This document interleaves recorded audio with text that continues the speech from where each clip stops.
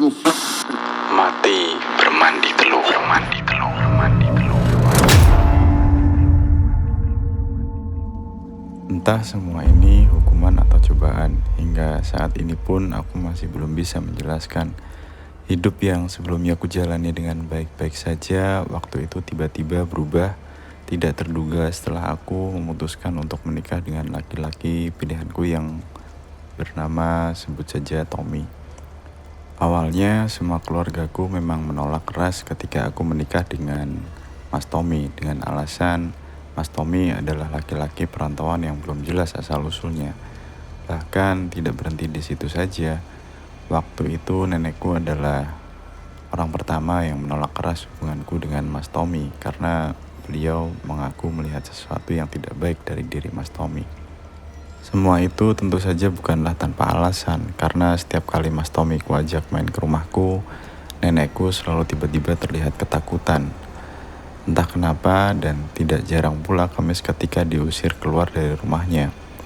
Hal itulah yang akhirnya membuat hubunganku dengan Mas Tommy bisa dibilang tidak direstui dan bahkan bisa dikatakan sudah mustahil jika aku dan Mas Tommy ingin melanjutkan hubungan sampai ke jenjang pernikahan. Namun sayangnya semua itu tidak sedikit pun membuatku ingin meninggalkan Mas Tommy. Sosok Mas Tommy yang ku kenal sangat baik, ditambah rasa cintaku yang sudah sangat tinggi, akhirnya kami pun saat itu sepakat memutuskan untuk kawin lari. Dan singkat cerita, waktu itu aku kabur jauh dari rumahku dan tinggal bersama Mas Tommy di salah satu rumah kontrakan yang ada di pusat kota Jakarta. Di situ akhirnya aku pun menikah dengan Mas Tommy dan memulai kehidupan yang memang sudah lama aku idam-idamkan, yaitu hidup bahagia bersama Mas Tommy. Namun sayangnya belum lama kami menjalin hubungan sebagai suami istri. Waktu itu tiba-tiba aku mendengar kabar yang sangat mengejutkan dari kampung halaman Mas Tommy yang ada di Banyuwangi. Bahwasanya ayah dari Mas Tommy yang tidak lain dan tidak bukan adalah mertuaku. Waktu itu tiba-tiba dinyatakan meninggal dunia karena sakit yang telah dideritanya. Mendengar hal itu, di hari itu juga aku pun seketika diajak untuk pulang ke kampung halaman Mas Tommy yang memang terletak sangat jauh jaraknya.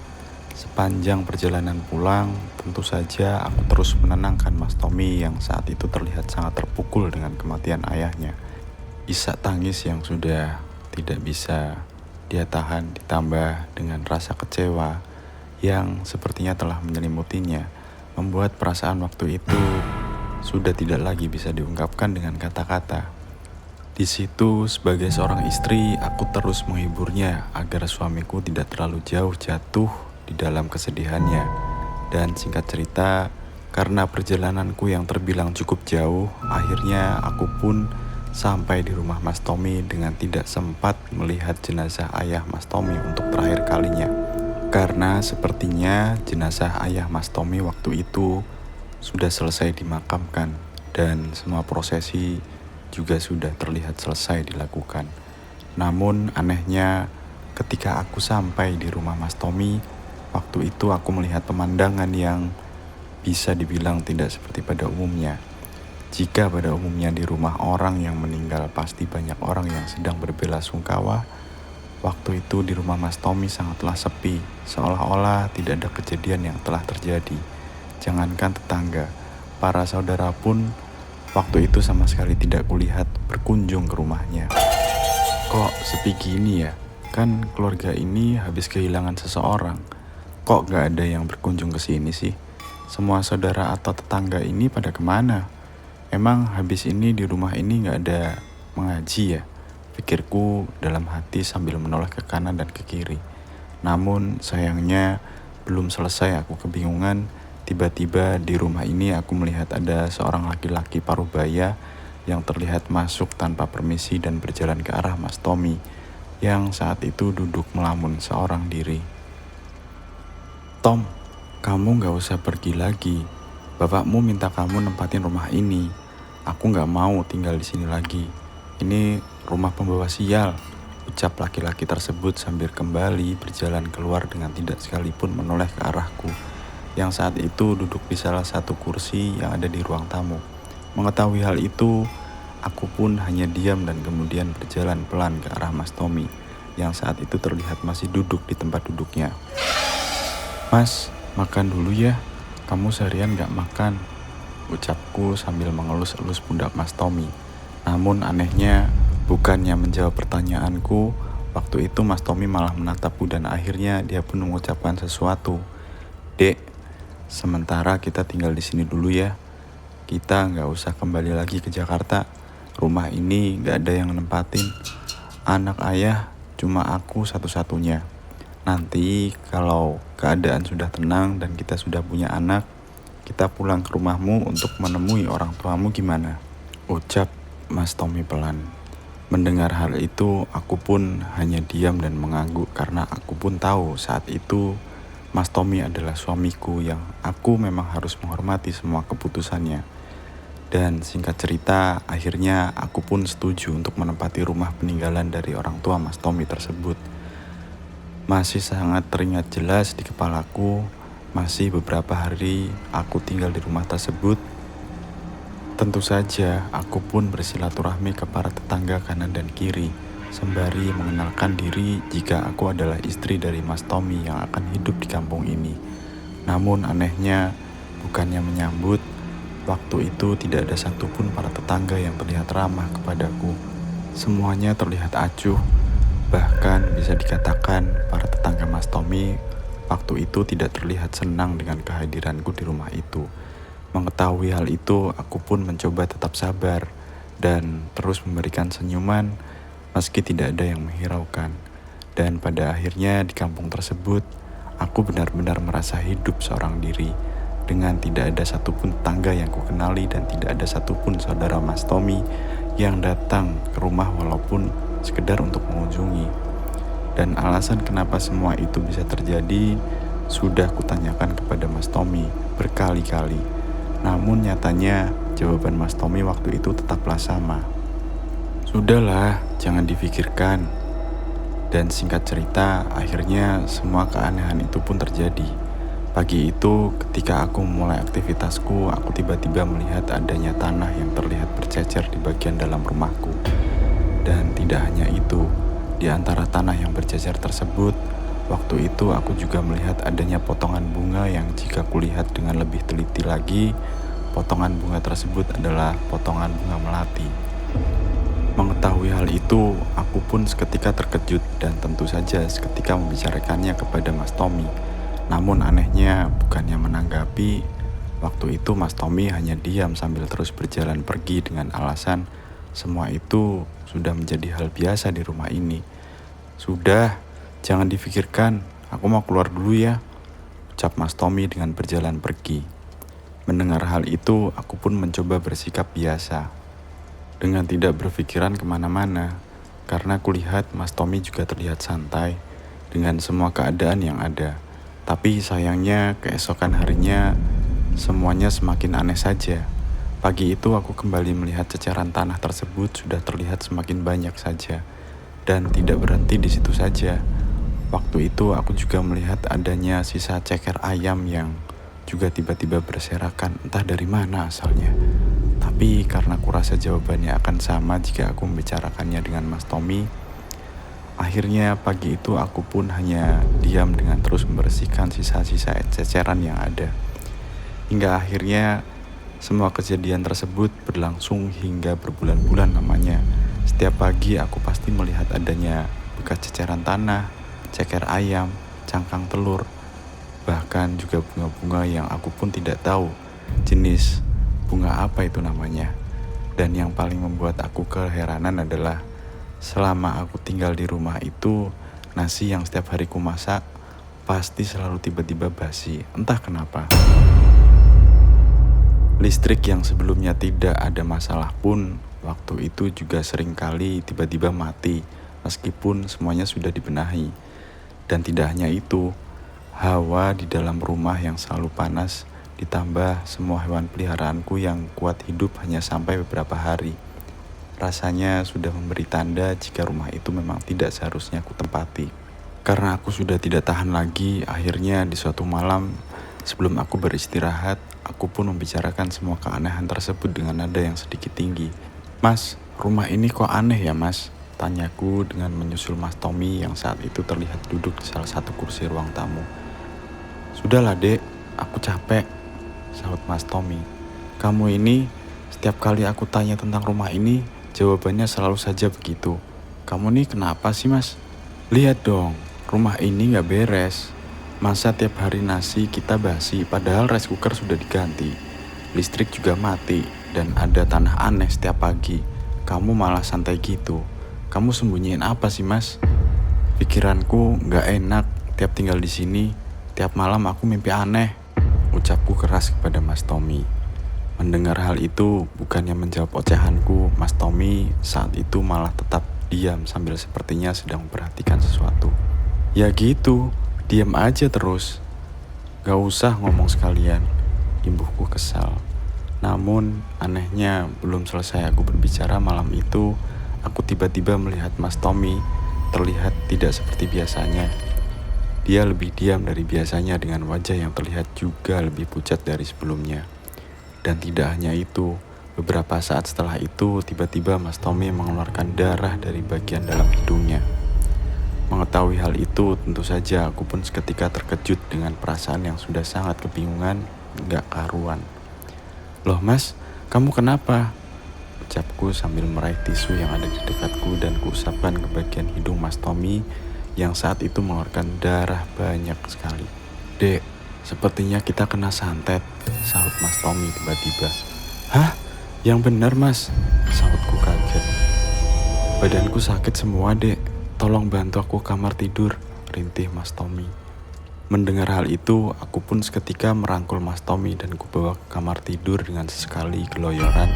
Karena saat itu tubuh Mas Tommy kurasakan benar-benar sangat berat sekali. Sesampainya di kamar tidur, aku pun seketika membaringkan tubuh Mas Tommy dan hendak bergegas pergi untuk memanggil dokter agar Mas Tommy dapat segera ditangani. Namun sayangnya, belum sampai aku keluar dari rumah itu, tiba-tiba Mas Tommy terlihat muntah darah yang disertai dengan paku. Mas, kamu kenapa?" teriakku kaget dengan melihat beberapa paku berkarat yang terlihat keluar dari mulut Mas Tommy. Dan tidak hanya itu, bersamaan dengan Mas Tommy yang masih kesakitan malam itu, aku tiba-tiba mencium aroma kemenyan yang sangat menusuk hidung, ditambah dengan suara tawa seorang wanita yang terdengar tidak jauh dariku. Mendengar hal itu, aku pun seketika terkejut tidak karuan, dengan perasaan yang sudah sangat kebingungan, ketakutan. "Malam ini temenin aku saja, jangan kemana-mana. Kamu gak usah ke dokter. Besok pagi kamu pergi ke kota ya, ke daerah Kampung Arab. Cari nama Pak Ahmad. Beliau adalah guru sekolah SMA aku dulu. Nanti ku beritahu alamatnya. Ceritakan semua keadaanku dan ajak beliau ke sini," ucap Mas Tommy dengan wajah saat itu sudah terlihat sangat pucat. Lalu beberapa saat setelah itu, Mas Tommy pun akhirnya terlihat tertidur dengan aku yang masih duduk di kursi yang berada tepat di sebelah tempat tidurnya. Namun anehnya, belum lama aku melihat Mas Tommy tertidur, tiba-tiba aku kembali mendengar suara tawa perempuan yang kini terdengar lebih keras dari sebelumnya. Bahkan suara tawa tersebut kini kudengar lebih dekat dan terdengar jelas seolah bersumber dari bagian dalam rumah. Karena aku tidak tahan lagi, akhirnya aku pun bergegas keluar dari kamar tidur dan mencari sumber suara tawa tersebut dengan perasaan yang sudah sangat emosi. "Hei, siapa kamu? Jangan ganggu keluargaku," teriakku dengan berjalan ke arah sumber suara tersebut yang kuduga kuat berasal dari ruang tamu. Namun anehnya, sesampainya aku di ruang tamu malam itu, aku melihat dengan mata kepalaku sendiri ada sosok perempuan paruh baya yang memakai baju merah panjang yang berdiri tepat di pojokan kursi ruang tamu malam itu. Sosok perempuan tersebut berambut sangat panjang, dengan wajahnya yang terlihat meleleh layaknya orang habis tersiram air panas. Mengetahui hal itu, jantungku seolah-olah berhenti berdetak, mataku melotot dengan mulut yang juga tiba-tiba terasa sulit digerakkan. Dan tidak berhenti di situ saja, malam itu aku juga tiba-tiba tidak bisa bergerak dengan hanya berdiri diam dengan seluruh tubuh yang juga sudah sangat gemetar dan tidak karuan. Di saat itu, setelah beberapa saat aku melihat sosok tersebut berada di pojokan ruang tamu, malam itu sosok tersebut tiba-tiba berjalan dengan sangat cepat, maju mendekatiku, dan seketika mengelus-elus pipiku dengan tangan hitamnya yang saat itu terlihat benar-benar sangat menyeramkan. Kowe kate lapo, kowe kudu sopo-sopo. Yang artinya, kamu mau apa? Kamu bukan siapa-siapa. Kata-kata itulah yang kudengar lirih diucapkan oleh sosok tersebut di tengah tubuhku yang masih terdiam, tidak bisa kugerakkan. Dan beberapa saat setelah sosok tersebut membelai wajah dan rambutku, tiba-tiba sosok tersebut terlihat membuka mulutnya lebar-lebar dan mengarahkan ke arah wajahku dengan tangannya, yang juga seketika menarik rambutku dengan tarikan yang terasa benar-benar sangat kencang. Merasakan hal itu, pandanganku seketika gelap. Tubuhku lemas, diiringi dengan adanya suara yang terdengar berdenging di telingaku dengan sangat kencang. Setelah itu, aku pun tidak bisa mengingat apa yang telah terjadi. Semuanya tiba-tiba menjadi gelap dengan keadaan yang tidak lagi bisa aku mengerti. Lalu keesokan harinya aku terbangun dengan keadaan yang sudah semakin aneh saja. Pagi itu aku tiba-tiba terbangun, tepat berada di depan tungku api yang terletak di pojokan dapur rumah itu. Waktu itu mulutku juga tiba-tiba sudah dipenuhi abu, ditambah dengan adanya bekas sisa ceker dan telur yang juga terlihat berceceran berada tidak jauh dariku. Mengetahui hal itu, aku pun seketika bangun dari tidurku dan menoleh ke arah kanan dan kiriku. Ya Allah, aku tiba-tiba ada di sini, ucapku kebingungan. Namun, sayangnya belum selesai aku kebingungan. Pagi itu aku pun teringat dengan kondisi suamiku yang kemarin malam kutinggalkan sendirian di kamar tidurku. Dan tanpa lama-lama lagi, akhirnya aku pun segera bergegas dan berlari menuju kamar tidurku untuk melihat bagaimana keadaan suamiku. Dan untungnya, setelah suamiku masih lelap dengan tidurnya, aku pun akhirnya sedikit lega dan kemudian berjalan pelan ke kamar mandi untuk segera membersihkan diri. Ya Allah, sepertinya aku kemarin malam kerasukan, ucapku dalam hati sambil mulai membersihkan tubuhku hingga sampai ke sela-sela jari. Namun sayangnya belum selesai aku membersihkan diri, pagi itu aku tiba-tiba mendengar suara orang yang sedang mengetuk pintu rumahku yang masih dalam keadaan terkunci. Mendengar hal itu, aku pun seketika terkejut dan bergegas ke arah pintu rumah dengan perasaan yang sedikit bingung karena sejak tinggal di rumah itu, aku sama sekali tidak pernah menerima tamu. Siapa ya? Kok tumben ada tamu? Pikirku dengan berjalan ke arah pintu. Dan sesampainya aku di depan pintu dan membukanya, pagi itu aku tiba-tiba sangat terkejut. Karena saat itu aku melihat orang yang mengetuk pintuku adalah seorang ibu-ibu parubaya yang terlihat berpenampilan seperti pengantin khas Jawa. Kebaya rapinya dengan sanggul di rambutnya tentu saja masih bisa kuingat jelas hingga saat ini. Terlebih lagi paras ibu-ibu tersebut terlihat sangat cantik dengan balutan make up tipisnya yang membuat wajahnya pagi itu benar-benar terlihat sangatlah mempesona. Cari siapa ya Bu? Tanyaku sopan. Ini rumahnya Narso, tanya ibu-ibu tersebut dengan bahasa Jawa lembutnya. Oh iya Bu, tapi Bapak sudah tidak ada. Jawabku sopan karena aku tahu Narso adalah nama dari ayah Mas Tommy. Jadi kamu menantunya? Suamimu mana? Sahut ibu tersebut dengan melihat ke arah dalam rumah. Ada Bu, dia masih tidur. Oh iya, silakan masuk, kubuatkan minuman dulu, imbuhku dengan mempersilahkan ibu-ibu tersebut duduk dan kemudian aku pun melangkahkan kakiku menuju dapur. Tapi anehnya, aku masih di dapur dan membuatkan minum untuk ibu-ibu tersebut. Dari arah dapur, aku melihat ibu-ibu tersebut yang sebelumnya duduk di ruang tamu. Waktu itu tiba-tiba terlihat berdiri dan berjalan pelan ke arah kamar tempat di mana suamiku tertidur. Mengetahui hal itu, aku pun seketika terkejut dan bergegas menyusul ibu-ibu tersebut dengan perasaan yang juga sangat kebingungan. Loh, ibu mau ngapain? Teriakku sambil menyusulnya ke arah kamar suamiku. Namun anehnya ketika aku sampai di kamar suamiku, Tiba-tiba jantungku berdetak kencang dengan tubuhku yang juga seketika gemetar tidak karuan. Bagaimana tidak, sosok ibu-ibu yang kulihat jelas